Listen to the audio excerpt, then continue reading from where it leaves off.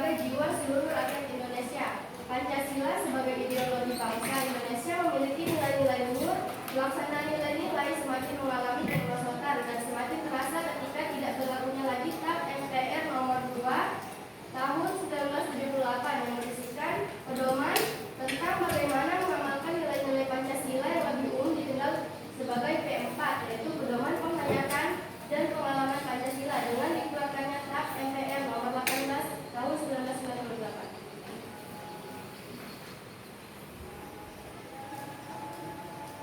Salah satu cara yang dapat dilakukan dalam mengimplementasikan nilai-nilai luhur yang terkandung dalam Pancasila adalah dengan menerapkan Pancasila atau yang saat ini disebut dengan pendidikan kewarganegaraan yang saat ini kita pelajari, yaitu PKN yang dibimbing oleh menjadi SPD.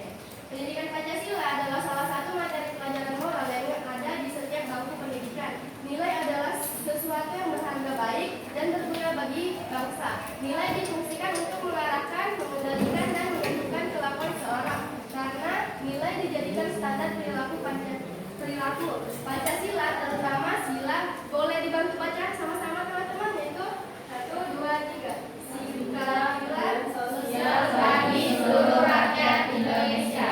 Menggaris bawahi dengan jelas bahwa negara Indonesia merupakan negara kesatuan yang menjunjung tinggi keadilan sosial bagi seluruh negaranya tanpa terkecuali. Selanjutnya, pada kenyataannya, penerapan sila keadilan sosial dalam kehidupan masyarakat Indonesia masih sangat jauh dari cita-cita luhur Pancasila. Setuju? Setuju.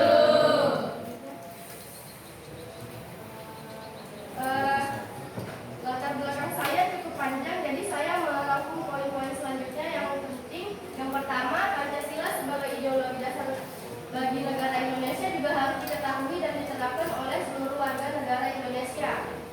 Belum terapkannya adil ini, masih banyak masyarakat yang belum memahami betul makna Pancasila yang terkandung dari sila pertama sampai ke sila kelima. Kita sebagai pelajar saja belum tentu memahami apa itu sila keadilan sosial bagi seluruh rakyat Indonesia, apalagi masyarakat yang tidak bersekolah dan lain-lainnya. Banyak masyarakat yang hanya memahami bacaan Pancasila namun belum memahami butir-butirnya. Penerapan nilai-nilai Pancasila harus disertai dengan kesadaran masyarakat itu sendiri dalam menjalani kehidupannya serta tidak dipaksakan. Di saat negara membutuhkan solidaritas, persatuan hingga sikap gotong royong, sebagian kecil masyarakat terutama yang ada di perkotaan justru lebih mengutamakan kelompoknya, golongannya, bahkan negara lain dibandingkan negaranya. Contohnya kayak kasus K-popers yang kemarin di Korea ada itu kan demo penurunan presiden. Ya, banyak K-popers yang kecil, maksudnya kayak kita ini seumuran kita ini mengikuti politik luar negeri, nah sementara politik di negeri kita tuh tidak diikuti.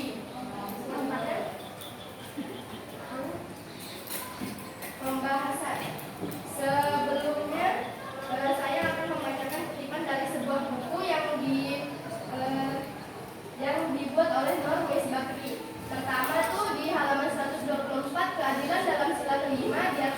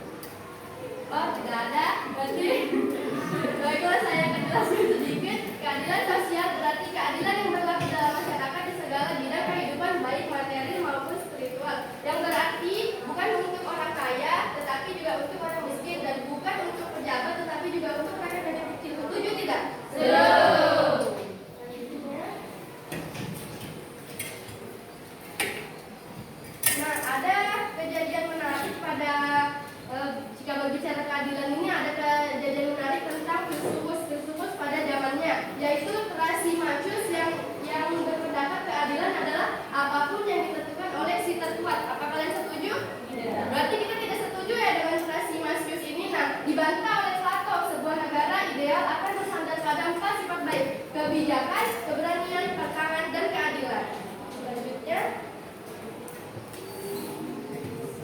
fungsi dan tujuan Pancasila. Pancasila dibuat untuk masyarakat sesuai dengan sila-sila dan norma di dalam berkehidupan sosial. Tujuan Pancasila untuk menyatukan bangsa Indonesia yang terdiri dari banyak suku, agama, budaya, dan bahasa dalam satu wadah dan perdamaian. Selanjutnya,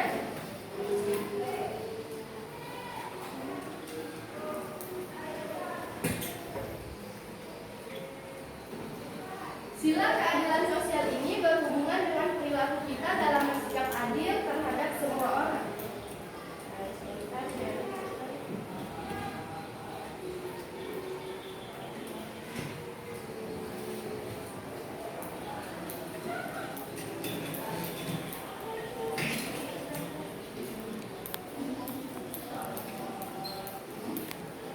Orang lain tidak melakukan perbuatan-perbuatan yang merugikan pihak umum dan lain-lain.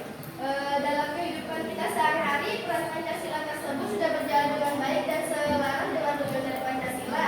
Namun tidak semua dapat berhasil. Masih terdapat di beberapa daerah kehidupan bermasyarakatnya masih belum satu tujuan dengan Pancasila. Banyak terdapat di daerah kerusuhan yang mengatasnamakan satu golongan, ras, suku, dan agama tertentu. Hal ini tidak dibenarkan oleh Pancasila yang notabene adalah sebagai dasar negara. Selanjutnya,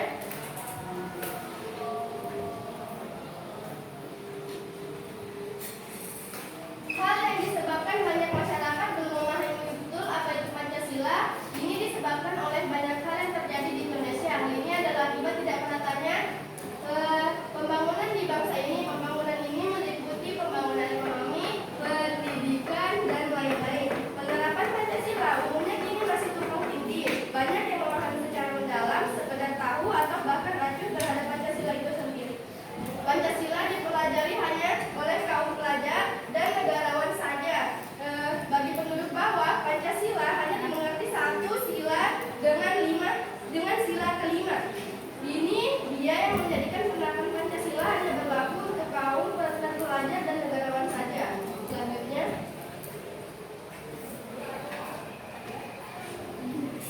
sebelum ke slide ini saya mau kasih sedikit lagi penjelasan.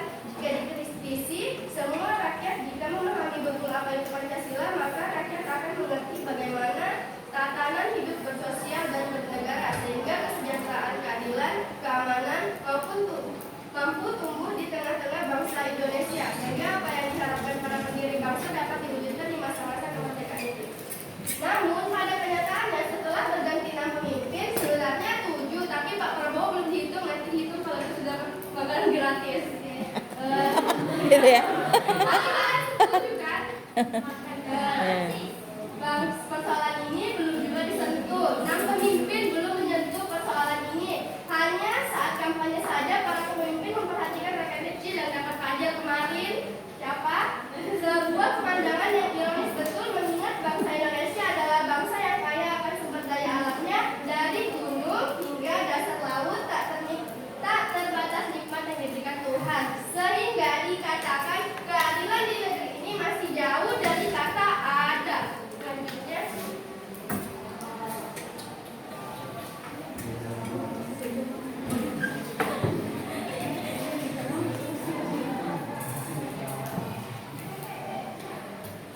Ibu kira sholat aja berjamaah. Padahal korupsi juga berjamaah. keadilan yang tidak merata di Indonesia sebenarnya dipicu oleh beberapa hal permasalahan. Salah satunya adalah konseptor yang betul-betul mampu mengkonsep negara ini sesuai dengan kekayaan sumber daya alam manusianya. Penyakit lainnya adalah budaya korupsi berjamaah. Ini adalah salah satu penyakit paling kronis di bumi Nusantara ini. Penyakit yang menggerogoti secara perlahan dan mematikan bangsa Indonesia.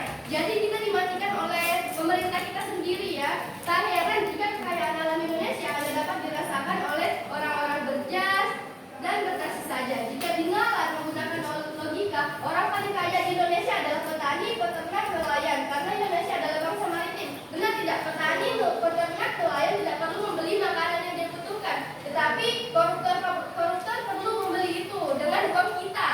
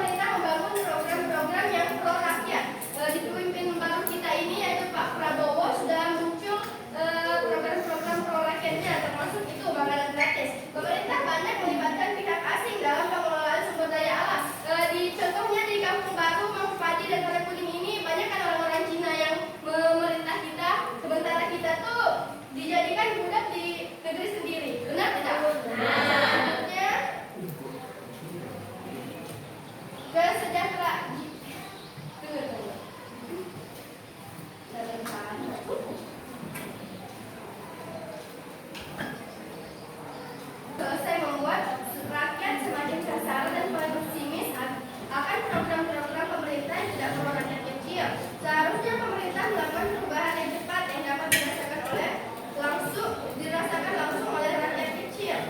Namun pemerintah malah banyak melibatkan pihak asing dalam pengelolaannya, sedangkan masyarakat pribumi hanya dijadikan budak di sini. Ini mungkin yang jadi menjadikan fenomena di tanah Papua sumber daya alam yang melimpah, namun hasilnya diberikan pada pihak asing, sedangkan rakyat Papua hanya mendapatkan segelintir rupiah dari penjualan emas berjuta-juta kilogram. Jika pemerintah pusat dan daerah benar-benar berkomitmen mengabdi untuk rakyat, berpedoman dan memegang teguh Pancasila dan undang-undang, maka kesejahteraan rakyat adalah harga mati untuk didapatkan. Selanjutnya, kesimpulan saya juga panjang, jadi saya ringkas. Keadilan sosial adalah hak semua rakyat Indonesia, namun perlu diimbangi kesadaran kewajiban terhadap negara. Keadilan terwujud jika ada komunikasi dan musyawarah yang baik antara masyarakat, pemimpin, dan pemerintah. Jadi sebelum ke pemimpin, kita masyarakat itu harus saling bahu-membahu untuk mencapai keadilan ini. Ketimpangan masih terjadi karena pemerintah terkesan mengabaikan peraturan, sumber daya alam dan manusia berlimpah, tapi belum dinikmati oleh seluruh rakyat. Pemimpin harus adil dan memperhatikan kesejahteraan rakyat tanpa melupakan budaya bangsa. Rakyat juga harus patuh pada aturan dan menyampaikan aspirasi dengan damai jika tidak disetujui. Pancasila adalah dasar negara dan pandangan hidup bangsa. Pengalamannya dimulai dari setiap warga hingga lembaga negara. Dengan usaha sungguh-sungguh, Pancasila akan bermakna bagi kehidupan berbangsa dan bernegara. Sekian dari saya. Jika ada yang ingin memberikan pertanyaan atau pendapat, saya silakan. Oke, kita kasih aplaus dulu, luar biasa. Satu kata dari Ibu ya, sadis sekali ini sama pemerintah ya, luar biasa. Ya, jadi yang disampaikan Ananda luar biasa, berani menulis sehubungan dengan keadilan sosial bagi seluruh rakyat Indonesia, dan ternyata hanya sebagai tulisan saja, tapi rasa keadilan itu belum betul-betul mengena ke masyarakat, itu ya yang ditulis. Padahal di dalam proses pembelajaran tadi sudah disebutkan, di dalam pendidikan Pancasila, kemudian diisi dari Pancasilanya itu sendiri, kemudian dibutir-butir Pancasilanya, bahkan dari undang-undang peraturannya mengarahkan bahwa keadilan sosial bagi seluruh rakyat Indonesia itu harusnya tercapai jika tidak ada penyakit di dalamnya. Ya, dan tadi itu penyakitnya adalah yang sangat kronis, korupsi berjamaah. Andai saja tidak ada penyakit itu, maka keadilan sosial bagi seluruh rakyat Indonesia akan terwujud, gitu ya. Jadi luar biasa sekali, sadis sekali ini tulisannya Ananda. Jika nanti Pak Prabowo membaca, ya. Tadi contoh nyata memang juga ada di Papua. Di Papua itu wilayahnya paling kaya sebenarnya. Bahkan kalau menurut informasi di sana itu kekayaan alamnya bisa dinikmati 7 keturunan warga negara Indonesia. Tetapi hasilnya sumber daya alam dikelola oleh siapa? Ya, oleh orang luar negeri. Ya, orang luar negeri. Jadi pemerintah Indonesia hanya mendapatkan ya sekian persen saja, dan itu pun apakah sampai ke rakyat atau tidak, kita lihat aja postingan yang orang-orang Papua atau nah itu apakah mereka adil atau tidak. Dengan adanya kekayaan alam yang melimpah di Papua itu sudah menunjukkan pasti ketidakadilan. Keadilan sosial bagi seluruh rakyat Indonesia masih hanya sekedar tulisan, belum terwujud dengan baik. Oke, dari penyampaian Ananda, dari teman-teman ada yang mau menanggapi? Penasaran terus ya? Oke, ya silakan. Oke, terima kasih. Pemaparannya sudah sangat baik. Saya ingin menanggapi suatu statement yang telah Anda berikan, yaitu kita menjadi budak di negara kita sendiri. Oke, saat ini saya sebagai pro dengan pemerintah mengapa perlunya kerjasama dengan luar negeri. Kenyataan bahwa sumber daya manusia kita itu sangat-sangat minim. Diwujudkan dari suatu berita, Apple tidak mau berinvestasi kan, karena mengapa sumber daya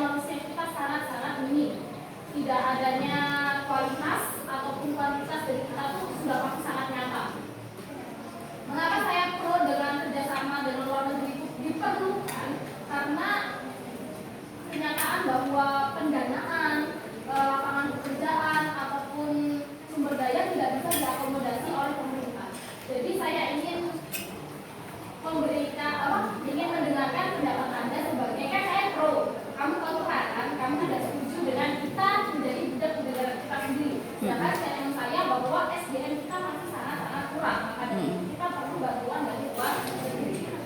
Oke, bisa dipahami. Bagaimana kalau menurut Ananda sehubungan dengan yang pemaparan yang disampaikan sama Diani? Sebagai generasi muda lah keseluruhan misalnya, apa yang kamu tunjukkan bahwa kita seharusnya tidak menjadi budak di negeri kita sendiri?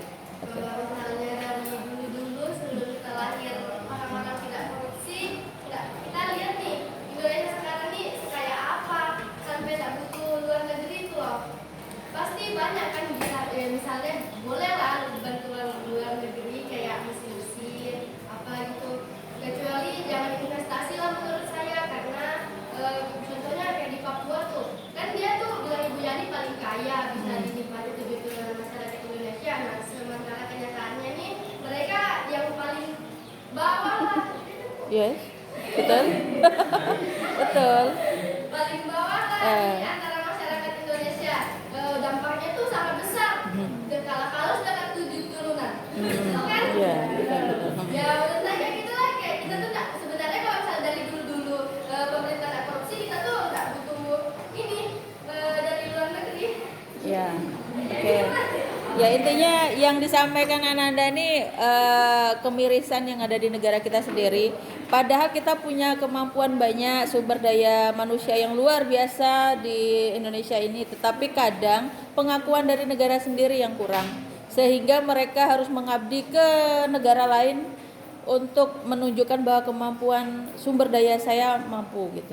Nah itu banyak sekali, bukan hanya 1-2 di warga negara Indonesia yang mengabdikan dirinya ke luar negeri, karena di negara Indonesia sendiri masih belum diberikan tempat gitu ya. Ya, oke, luar biasa Ananda, kasih aplaus kembali. Wow. Ya, silakan tutup.